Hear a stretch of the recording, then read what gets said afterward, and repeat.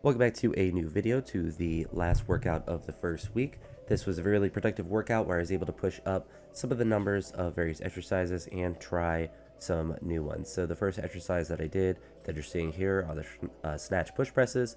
I still kept them as triples, and I think as a general rule of thumb, it's just going to be good, even if I'm trying to push to a heavier weight, to try to do it for repetitions instead of just trying to do a 1 rep max, just because of the nature of the movement and it just being better probably to do it for volume versus just a heavy single, unless trying to go for a PR or something. But it's not really super relevant to go to a super maximal weight instead of doing it for a triple. And doing it for a triple, if I like later, not in this workout but in a later workout, I did 2 reps and then failed the third one, so it's like you get a lot more work even if you fail the triple. And if you fail a single, then it's just kind of, it's not really in a good spot to fail. But this triple here I was quite happy with. The last rep wasn't the best. I definitely wasn't able to re-rack it, or at least didn't feel comfortable re-racking it, so threw it over, but it was close enough to where I considered it to be a make and just kind of a good benchmark. But I think 130, and in one future workout I think I did it 132 for the double. So like, it's kind of the point of resistance for this particular movement. So it will be where I have to start doing more volume between that like 120, 130 if I want to be able to drive that exercise up a little bit. Because right now, or at least this first week, it was just linear progression, just because the weights, it was just more of building neurological tolerance to the current weights that I'm able to do. And it's very similar with almost every strength movement. It's very linear at the start, and then once you start getting resistance, then that's when you have to be a little bit more creative and just be a little bit more focused on the volume that you are achieving at those higher intensities than from which you started. I was pleasantly surprised with that 220 squat.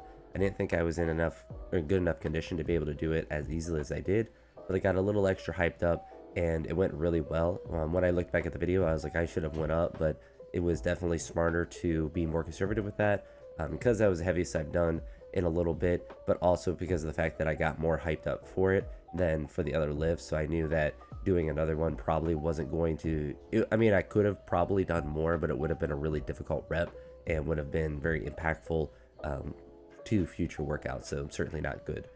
Bench pressing went surprisingly really well. This is a cheap Amazon bench press my friend left in there from back in the COVID times, and I got a bunch of athletic tape on the legs of it to keep it together because some of the screws are missing. So it's certainly not the optimal setup for bench press, but I'm also not, I'm bench pressing with an illegal weightlifting bar, so it's certainly, not good for many reasons. But as you saw there, I was able to get up to 110 for a set of 5, which honestly is my best set of 5 in probably a couple years, because I don't remember the last time I was able to do 110 for a set of 5. I probably could do it, pretty frequently, or at least, like, it's not like I couldn't, but I just never bench press. So it's the first bench press I've done in quite a while, and I don't know if I really want to do it every single week or to progress it up or anything, but it might just be something I throw in, especially in the summer. I have the bench here, so like a session like this, if I'm just in the shed, I can get the bench out and use it. And I got this set up and I felt pretty comfortable with it. The bar wasn't rolling around my wrist. It is just a little bit tricky because you do want to kind of have a spot for that. At least I do, because I don't trust myself enough on the bench press to be able to roll it off to the side. But I did have my one roommate. I don't think she showed up in the video, but she was in the corner making sure that I didn't drop the bar on my face or something. I didn't really, I mean, as you saw, like, it wasn't that difficult. I was just completely unsure because I haven't benched that heavy in a while.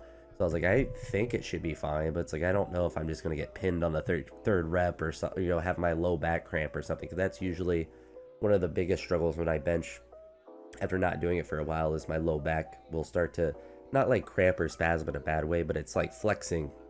And so it's like those muscles in the low back that are arching my back are not used to doing that in that position, so they usually get fatigued really quick, especially for like that set of 5. But the seated press was an interesting movement. It was really hard to balance and to like get it off the rack, so I don't know how much I'll do it in the future. I might just set it up different. It might just take it off like a front squat and then sit on the bench to do the pressing.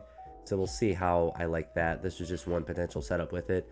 But then, as you see here, doing some seated tricep extensions as well, just to get a pump into the triceps, some extra work with that. I've been really happy, actually, Not that I really care that my biceps get bigger, but it feels like my biceps are getting stronger and as a result a little bit larger. And I think some of that is just because I generally don't train them at all. So they're kind of responding rather quickly to any stimulus because there was no stimulus prior. So like training them consistently, I have actually noticed that they look a bit different. My arms as a whole look bigger, which I suppose is good for people who care about that kind of thing. But for me, it's just kind of a measure. It's like, all right, the training I'm doing is working. But the triceps, I haven't done as much tricep accessories just because a lot of the pressing stuff kind of works the triceps as well. And that's why it's like the bicep curls, I feel like it's more important to bias those as far as like a separate accessory, just to make sure that those are getting targeted a little bit, just to make sure everything is balanced in my upper body, since that will hopefully make things more stable and more consistent with my jerks and snatches and whatnot. But really happy with this session. I don't know if this will be what day 7 will look like each of the 4 weeks. It was kind of an experiment because I didn't really have anything structured on this day. So we'll see. And I think it's kind of one day of the week where I really want to kind of leave it up in the air probably every week, because if I'm really tired and fatigued from other sessions, I don't necessarily want it to be where I'm, going heavy on all these lifts each week or like have it planned on that day. I think it'll just be kind of a feel it out day most of the time. If I feel really good, like I did on this day, to push up the numbers a little bit. But if I feel really crappy, then just treat it more like an accessory and bodybuilding type day. So it's kind of the optional day, I suppose, or at least choose your own adventure, I guess is a better way to describe it. But that's going to be it for this one. I'll talk to you all in the next video, and I hope you all have a great day. Peace.